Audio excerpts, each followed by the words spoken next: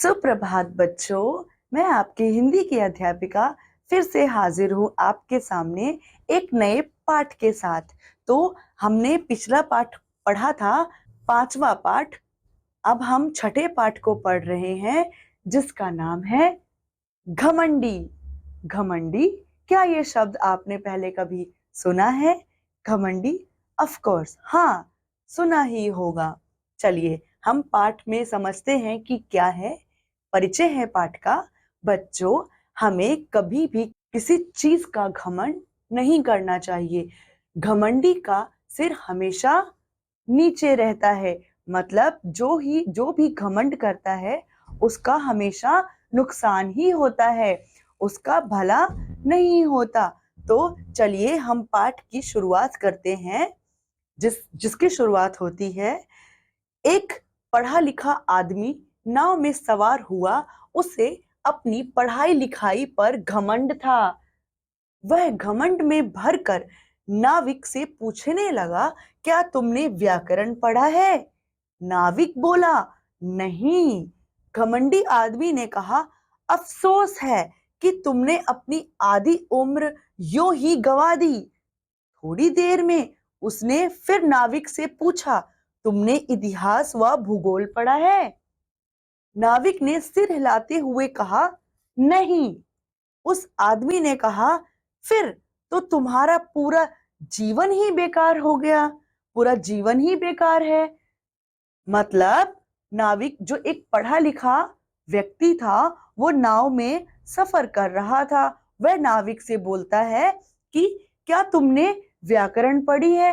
क्योंकि उसे अपनी पढ़ाई पर बहुत ज्यादा घमंड था। तो वह नाविक से पूछता है कि क्या तुमने व्याकरण पढ़ी है? नाविक बोलता है, नहीं। फिर वह आगे थोड़ी देर बाद वह फिर से पूछता है कि क्या तुमने इतिहास व भूगोल पढ़ा है? तो नाविक कहता है, नहीं। तो वह व्यक्ति, आदमी कहता है कि तुमने तो पूरा जीवन ही अपना बेकार कर दिया। तो हम आगे पढ़ते हैं कि और आगे क्या बात होती है। तो नाविक को बड़ा क्रोध आया। देखिए ये किस प्रकार नाविक से यह व्यक्ति पूछ रहा है कि क्या तुम्हें व्याकरण आती है, क्या तुम्हें भूगोल और इतिहास आता है। ये बेचारा नाविक, इसने नहीं पढ़ा। इसने कहा कि मुझे नहीं आता, मैंने नहीं पढ़ा। तो ये बार बार उसको अपने घमंड में चूर होकर के घमंडी उत्तर देता है कि तुम्हारी आधी उम्र बर्बाद हो गई, तुमने तो अपना पूरा जीवन बर्बाद कर दिया। चलिए आगे क्या बात होती है हम जानते हैं।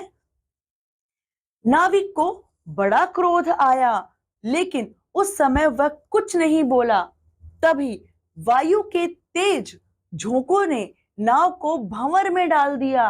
अब आप सभी को पता होगा, जब हवा बहुत तेज चलती है समुद्र में, नदी में, जब आप नाव में एक यात्रा कर रहे होते हैं, तो हवा के बहाव की गति के कारण आपकी नाव जो है वह अपना बैलेंस, यानी कि अपनी स्थिति, उसकी जो स्थिति है, उसका जो संतुलन है, वह बिगड़ने लगता है।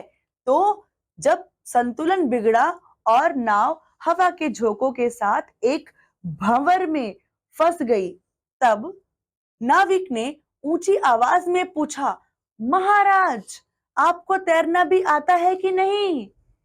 तब आदमी ने घबराई हुई आवाज में कहा, नहीं, मुझे तैरना नहीं आता। तो फिर नाविक कहता है, फिर तो आपको अपने व्याकरण भूगोल को सहायता के लिए बुलाना होगा, वरना आपकी तो जिंदगी खत्म होने वाली है, क्योंकि यह नाव तो अब भंवर में फंसकर डूबने वाली है। यह कहकर नाविक नदी में कूद गया और तैरता हुआ नदी के किनारे की ओर बढ़ गया। मतलब जब तेज हवा के झोंके के कारण नाव का संतुलन बिगड़ गया, तब नाविक ने भी पूछा उस आदमी से कि क्या आपको तैरना आता है? तब आदमी ने कहा कि नहीं, मुझे तैरना नहीं आता। फिर नाविक ने कहा, फिर तो आप अपने इतिहास भूगोल को सहायता के लिए बुला लीजिए। नहीं तो आप डूब जाएंगे। क्योंकि वह इस घमंड में यह कहता था बार बार नीचा दिखाने के लिए कि मैं पढ़ा लिखा हूं और तुम नहीं पढ़े लिखे हो, तो तुमने अपना पूरा जीवन बर्बाद कर दिया है, नष्ट कर दिया है। तो अब इस पाठ से हमें क्या शिक्षा मिलती है बच्चों?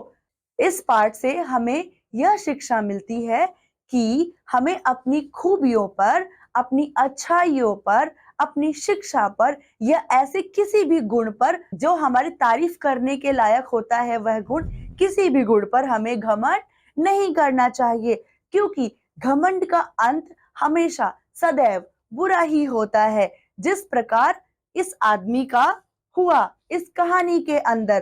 तो बच्चों, हमने इस कहानी से बहुत ही अच्छी सीख ली है और इस सीख को मैं उम्मीद करती हूं कि आप सब अपने जीवन में इस्तेमाल करेंगे और घमंड को हमेशा के लिए छोड़ देंगे। तो चलिए, आज की कक्षा में इतना ही। मैं अब आपसे अगली कक्षा में मिलती हूँ।